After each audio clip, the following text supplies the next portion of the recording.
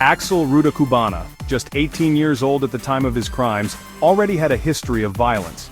He carried with him a prior conviction for attacking a fellow student at school. This early warning sign, a blatant disregard for the safety and well-being of others, should have been a clear indicator of the danger Rudakubana posed. Instead, it was largely ignored, brushed aside as an isolated incident. It was a grave miscalculation. Rudakubana's troubled mind was fixated on violence, consuming information about school shootings, the 2017 London Bridge attack, even delving into the history of the IRA and the murky world of MI5. His obsession extended to conflicts in the Middle East, painting a picture of a young man drawn to chaos and bloodshed. These disturbing interests, rather than raising alarm bells, were largely dismissed by authorities, seen as the morbid curiosity of a troubled teenager, rather than the chilling premonition of a future killer. The warning signs were there, flashing brightly for those who cared to see. Between 2019 and 2021, Rudakubana was referred to PREVENT, the government's anti-terrorism program, not once, not twice, but 3 times. 3 separate occasions where alarm bells should have been ringing, where intervention could have been possible. Yet, nothing was done. The system, designed to identify and redirect individuals on the path to radicalization, failed in its most basic duty. Why? Because Rudakubana's obsession with violence didn't fit neatly into their narrow definition of extremism.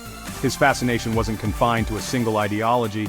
He wasn't pledging allegiance to ISIS or espousing white supremacist rhetoric. He was, it seemed, driven by a more primal, more unsettling urge, a thirst for violence's sake.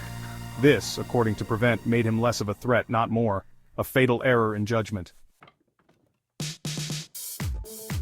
The failures in Rudakubana's case extend far beyond the flawed assessment of PREVENT. Between 2019 and 2022, authorities were called to his home on 5 separate occasions. 5 incidents, each one a desperate cry for help, each one a missed opportunity to intervene. The details of these incidents remain shrouded in secrecy, but their frequency alone paints a damning picture of a system ill-equipped to protect its most vulnerable. Adding to the chorus of concern were reports from external agencies. Childline, the UK's leading children's charity, flagged Rudakubana as a potential danger. He had admitted to them openly and chillingly his plan to bring a knife to school, citing racial bullying as his justification. Again, no decisive action was taken. The warning signs, once faint whispers, were now deafening roars, yet they continued to fall on deaf ears. The tragic irony is that Rudakubana's case is not an isolated incident.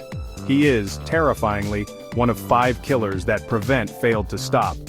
Jake Davison, the Plymouth gunman who killed 5 people in August 2021, was also on PREVENT's radar, as was Ali Harbi Ali, the murderer of MP Sir David Ames. Khairi Sadallah, responsible for the deaths of 3 people in a Reading Park attack, and Usman Khan, the London Bridge attacker who claimed 2 lives, both slipped through the cracks of this supposedly preventative program. The evidence is clear: PREVENT, in its current form, is not fit for purpose. It is a system bogged down by bureaucracy, hampered by a narrow definition of extremism, and plagued by an inability to effectively share information and collaborate with other agencies. Its failures have cost innocent lives, and until it undergoes a radical overhaul, it will continue to do so. The nation watched in horror as the details of Rudakubana's crimes unfolded. The sheer brutality of his actions, the senselessness of the loss, left a community reeling and a nation demanding answers. 3 young girls, their lives brutally cut short while attending a Taylor Swift-themed dance class, a space meant for joy and carefree abandon, now transformed into a scene of unimaginable horror. The public outcry was immediate and unrelenting. How could this happen? How could a young man with such a disturbing history be allowed to roam free, a ticking time bomb waiting to explode? The families of the victims, their lives shattered by grief and anger, demanded accountability. They, along with the public, wanted to know why, despite the numerous warning signs, nothing was done to stop him. In the wake of the tragedy, the government announced a public inquiry, a necessary but ultimately hollow gesture.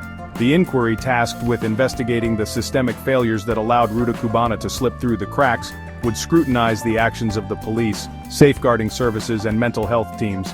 It was a familiar refrain, a promise of action and accountability that had been heard before, following other preventable tragedies. Prime Minister Boris Johnson, in a somber address to the nation, acknowledged the gravity of the situation, highlighting a new and dangerous threat facing the country: individuals radicalized online, disconnected from organized groups. These lone wolves, lurking in the darkest corners of the internet, posed a unique challenge to security services, their motives harder to discern, their actions harder to predict. The Prime Minister's words, while acknowledging the evolving nature of the threat, rang hollow to many. The internet, for all its dangers, did not radicalize Axel Rudakubana. His descent into violence was facilitated by a system that failed to heed the numerous warning signs, a system ill-equipped to deal with individuals whose hatred does not fit neatly into predefined boxes. The statistics are stark and deeply concerning. Last year alone, 162 young people were referred to prevent over fears they were planning school massacres. The number of children under investigation for terrorism-related offenses has tripled in just 3 years. These figures paint a chilling picture of a generation grappling with violence and extremism, fueled by online echo chambers and a lack of real-world support. The government, in a bid to appear proactive, has pledged to review the PREVENT program and adapt terror laws to better address the threat posed by individuals like Rudakubana. They have also increased pressure on tech companies to remove violent content from their platforms, a move met with both cautious optimism and skepticism. While tackling online extremism is undoubtedly crucial, it cannot overshadow the urgent need for a complete overhaul of the systems designed to protect us in the real world. The calls for accountability must not fade. The public inquiry, while a step in the right direction, cannot be another toothless exercise in bureaucratic hand-wringing.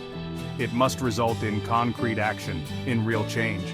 The families of the victims deserve justice, and the nation deserves to know that lessons have been learned, that steps are being taken to ensure that such a tragedy never happens again.